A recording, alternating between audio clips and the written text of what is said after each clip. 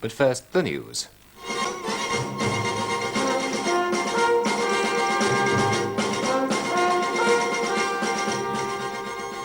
The peace campaigners for Northern Ireland have won the Nobel Prize for Peace.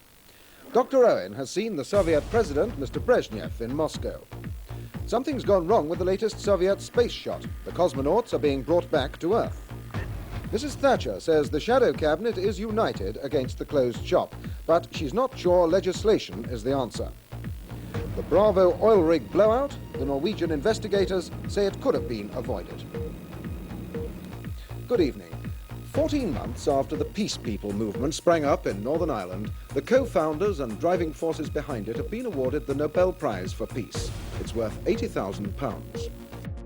Tens of thousands had turned out for anti-government demonstrations in Warsaw and other major cities. They were met with baton charges, tear gas and water cannon. Tim Sebastian in London's been watching the latest pictures from Poland. This is BBC Two, and now the news with Moira Stuart. Good evening. The Labour leader, Neil Kinnock, has said the party must rethink its policies or it won't get elected. He told a rally in Durham that he'd face any rival, adversary or critic to argue the need for change.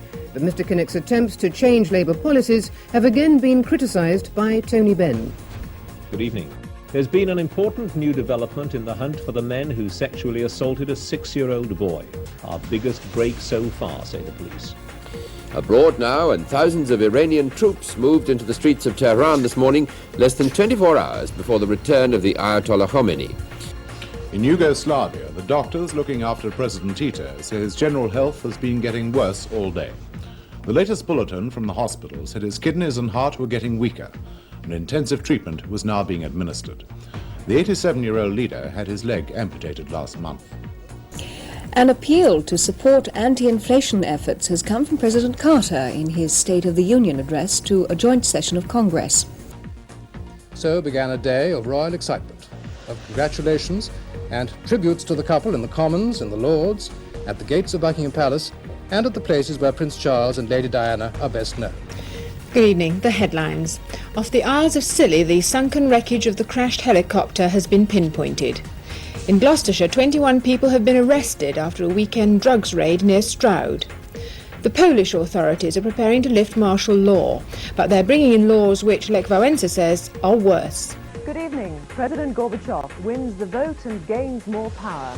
Gordon Brown will deliver his third full budget tomorrow at a time when growth in the economy is showing signs of a severe slowdown. Welcome to viewers on BBC One. It's just after 1:15. I'm Christopher Price, and you're watching BBC News 24. Evening. Police investigating the rail crash in Hertfordshire that killed 4 people and injured 34 others today. Still not sure whether it was an accident. President Bush has flown to his weekend retreat, Camp David, to plan America's military response to Tuesday's terrorist attacks. And that's the BBC News Tonight. Good night.